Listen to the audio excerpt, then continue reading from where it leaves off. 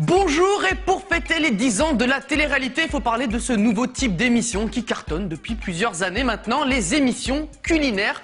Alors sur le papier, c'est pas bête, c'est comme l'émission de Maïté, mais sans Maïté en fait, comme ça vous coupe plus l'appétit, ça c'est bien. Et l'émission ultime, c'est bien sûr un dîner presque parfait, le but étant de préparer le meilleur dîner à des inconnus et qui commence toujours par un truc qui me met hors de moi. Alors je m'énerve jamais dans la vie, mais là c'est plus possible, l'intitulé des plats.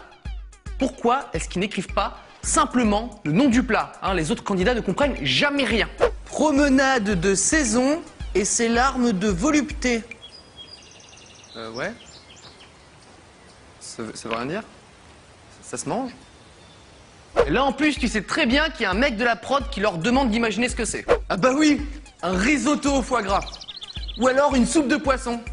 Volupté, poisson... facile. Alors qu'en fait c'est un truc tout con. Alors ce que j'appelle une promenade de saison et ses larmes de volupté, en fait c'est des pâtes au beurre. Enfin, c'est des coquillettes quoi, sur un lit de beurre. Il faut savoir qu'on n'est pas noté que sur son repas, mais aussi sur la décoration de sa table et l'ambiance de la soirée. Et pour ce dernier point, les candidats font un truc qui n'existe que dans un dîner presque parfait, une animation. Qui, dans sa vie, a déjà entendu au milieu d'un repas? Alors, avant de passer au plat principal, tout le monde se fout à poil et on va repeindre les murs du salon avec son corps, ok?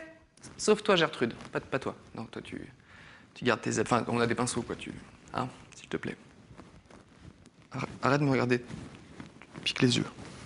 Enfin, parfois, ils font des activités habillées aussi, je crois. Et j'en profite pour dénoncer une erreur stratégique d'environ 100% des participants de cette émission. Si le but de l'émission, c'est d'avoir des bonnes notes, pourquoi est-ce qu'ils préparent des trucs comme ça? Ventricule de cheval au chocolat.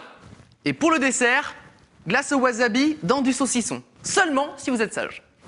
Ça me fait plaisir. Non, tu me fais des bonnes lasagnes ou des pâtes carbonara, là, je te mets un 10 direct. Et si tu fais pas ta Valérie Damido et t'évites de me faire jongler avec des tronçonneuses, je peux même te mettre un 10 pour la déco et l'ambiance. D'ailleurs, ça me fait penser à un truc. Est-ce que vous saviez qu'il est possible de se prendre un 0 dans un dîner presque parfait? Un 0. Qui peut se prendre un 0 à moins de cuisiner avec de l'eau de javel, je vois pas. Alors, Jean-Jacques, pour le repas ce soir, je te mets un 0. Je crois que c'était pas comestible ton truc en fait. Ça se mangeait pas.